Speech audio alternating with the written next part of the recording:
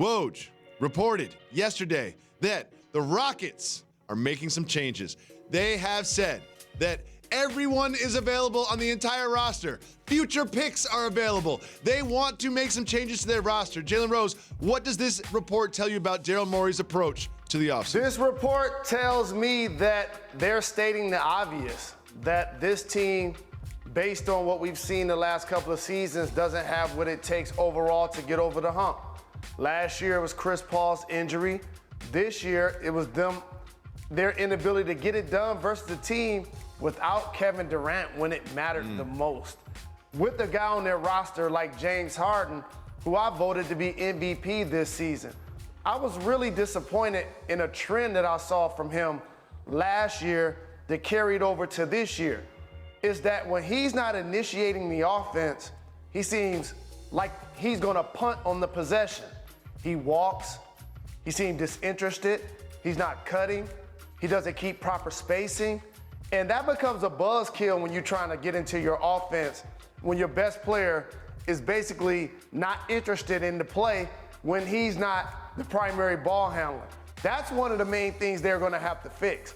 Now, the fact that they want to possibly move Chris Paul's deal, there's no surprise there. 34 years old, 3 years, 120 plus million remaining. Maybe LeBron will take him off your hands. You're trying to dangle that out there. But ultimately what they're saying is they're willing to trade Clint Capella and or see what happens with Eric Gordon.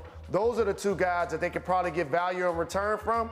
But Clint Capella has come up small the last two postseasons. He really has. Clint Capella did not have the postseason that I expected him to this year. So if you were Daryl Morey, how would you want to construct a team around James Harden differently than they have in the past? So the construction is going to be around Mike D'Antoni and Daryl Morey's style. Pace, space, shoot more threes than twos. Play at the 3 line, shoot layups or dunks, and or get to the free throw line. I always felt like that style needed to be diversified more because the defense intensifies as the playoffs happen. Scouting reports, people start to suffocate the 3 line, force you into help at the rim and contest. I like what PJ Tucker gave them this year as an undersized guy that can play people in the backcourt or even up front if you need him to. But again, there has to be a James Harden adjustment. He can't be the only guy initiating offense the entire regular season, the entire postseason. It becomes his usage gets too high. They have to find a way to allow him to be a part of the play sometime, to be a decoy sometime. And he has to have a level of interest there. And that also starts with the coaching because they now have to encourage him to get out on a fast break, be a mover, be a cutter. Be somebody because of your effort and energy gets an open opportunity for somebody else. Well, Daryl Morey wasn't the only active GM yesterday. Pelicans' new GM, David Griffin, met with their star player, Anthony Davis. So they met, they had a meal, they talked, but reports are that he is still not interested in playing for the Pelicans this year and long term. Jalen, what should the Pelicans do with Anthony Davis? Not gonna be able to do it. There's no putting that toothpaste back in the tube. Once he comes out and says he wants to be traded, and then he shows up at a game, and the fans boo him.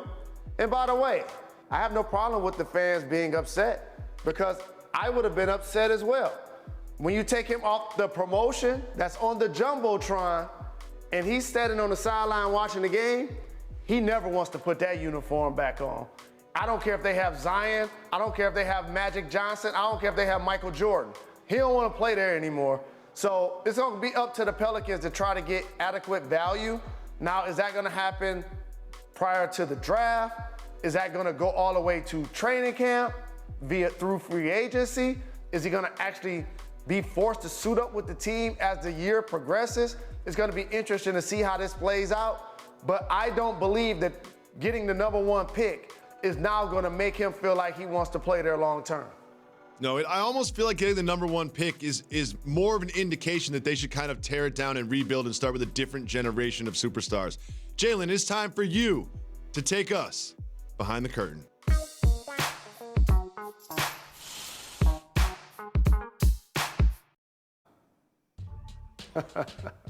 Jalen, Zion Williamson has announced that he has signed with CAA Sports.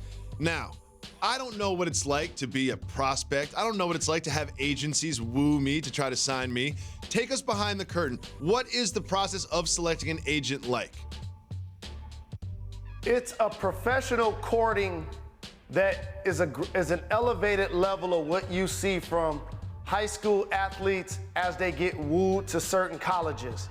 They tell you about the facility. They tell you everybody that's going to be working on your team. They tell you all of the marketing that they're going to do for you, all of the endorsements they're going to get for you, all of the appearances they're going to get for you, all of the major deals that they can secure in your favor. But you still got to get out there and ball. Zion is a little bit different, however, because he was a phenomenon before Duke. Then they got elevated at Duke. So now he's in incoming business. So basically what he needs people to do is to already maximize what he's been able to establish and make sure that they're dotting the I's, they're crossing the T's, and getting maximum value, in particular on a shoe contract.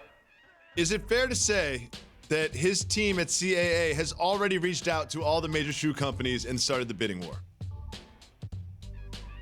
When you're Zion Williamson, you're an incoming business. It's actually the other way around. The day that it gets announced who he's with, now people start to flood the agency and let them know in one way, shape, or form that they're trying to get a piece of Zion.